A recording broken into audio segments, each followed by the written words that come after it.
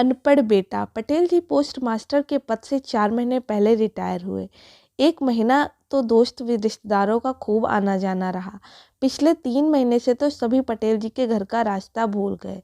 इसी बात को लेकर पटेल जी दुखी रहने लगे।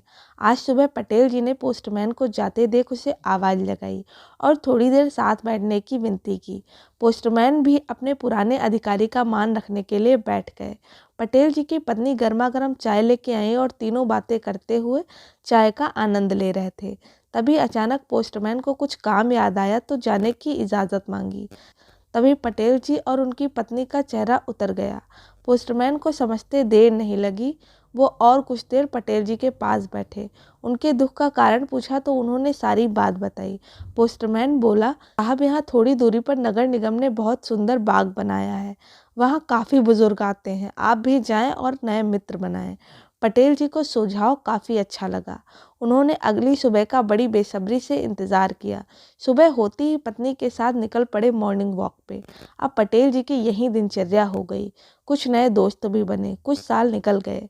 आज भी पटेल जी नित्य की तरह पत्नी के साथ मॉर्निंग वॉक पर निकले थे कि अचानक पीछे से आ रही एक लॉरी पटेल जी की पत्नी को टक्कर मार के आगे निकल जाती है। सर पे गहरी चोट लगने की वजह से खून बहुत तेज़ी से बहने लगता है।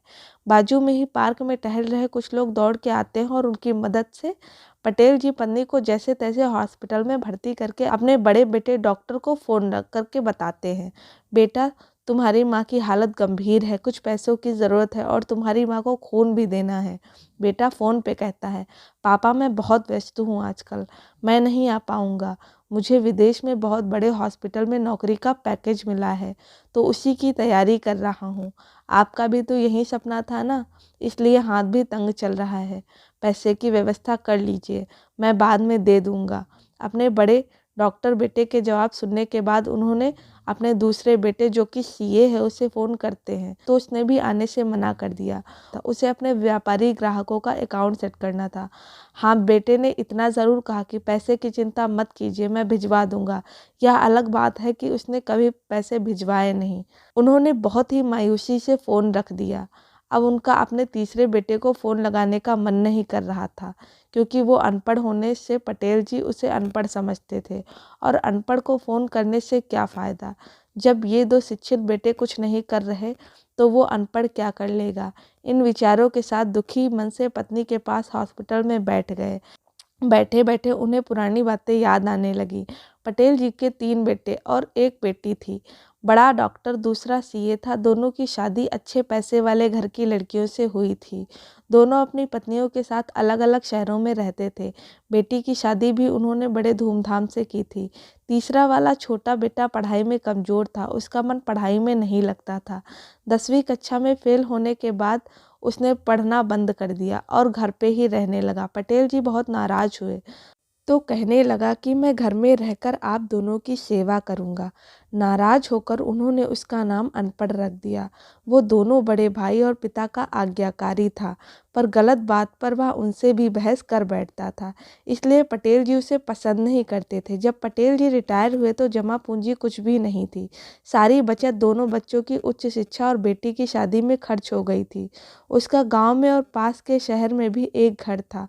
रिटायर होने के बाद पटेल जी गांव का घर जमीन छोटे बेटे को देकर शहर वाले घर में रहने चले गए। घर का खर्च उनके पेंशन से चल जाता था। कुछ दिनों बाद पटेल जी को जब लगा कि छोटा सुधरने वाला नहीं तो उन्होंने बंटवारा कर दिया और उसके हिस्से की ज़मीन उसे देकर उसे गांव में ही रहने दिया। हालांकि वह रहना नहीं चाहता था पर पिता की जिद के आगे झुक गया और गांव में रहने लगा। पटेल जी कभी अपने छोटे बेटे का जिक्र भी नहीं करते थे। दोनों बेटों की खूब तारीफ करते थे, गर्व से अपना सिर ऊंचा करते। बाबूजी बाबूजी सुनकर ध्यान टूटा तो देखा सामने वही अनपढ़ खड़ा था।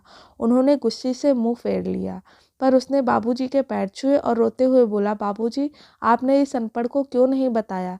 खबर मिलते ही भागा आया हूँ। बाबूजी के विरोध के बावजूद उसने अपनी माँ को एक बड़े अस्पताल में भर्ती कराया। डॉक्टर ने ब्रेन का ऑपरेशन बताया, माँ का सारा इलाज किया, दिन रात अपनी माँ की सेवा की। माँ जब पूरी तरह ठीक हुई और लगा कि अस्पताल से 1-2 दिन में छुट्टी हो जाएगी तो बेटा 2 दिनों के लिए गांव गया। 2 दिन बाद आकर अस्पताल से छुट्टी लेकर माँ बाप को घर ले आया। पटेल जी ने खर्चे के बारे में पूछा तो बताया कि वो धर्मार्थ अस्पताल था, मुफ्त में इलाज हुआ है। जब माँ पूरी तरह ठीक हो गई तो माँ बाप को शहर वाले घर में छोड़कर छोटा बेटा अपने गांव लौट आया। धीरे धीरे सब कुछ सामान्य हो गया। एक दिन यूं ही उनके मन में आया कि उस नालायक की खबर ली जाए। दोनों जब गांव पहुंचे तो घर में ताला लगा था। पटेल जी ने सोचा कि शायद खेत में होगा। दोनों खेत पहुंचे। उनके खेत में काम कर रहे आदमी से पूछा तो उसने कहा, यह खेत अब मेरे हैं क्या? पर यह खेत तो उन्हें बहुत आश्चर्य हुआ। हाँ, उनकी माँ की तबीयत बहुत ख़राब थी।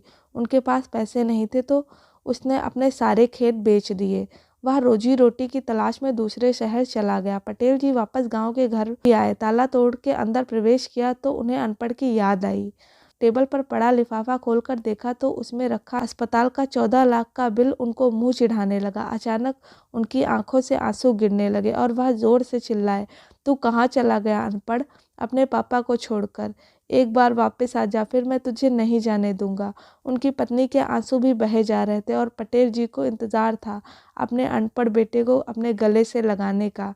सचमुच वो पूरा अनपढ़ ही था। सो अगर आपको स्टोरी पसंद आई तो प्लीज़ वीडियो को लाइक करें, शेयर करें और चैनल को सब्सक्राइब करें। और हमारा वीडियो एंड तक देखने के लिए बहुत बहुत धन्यवाद।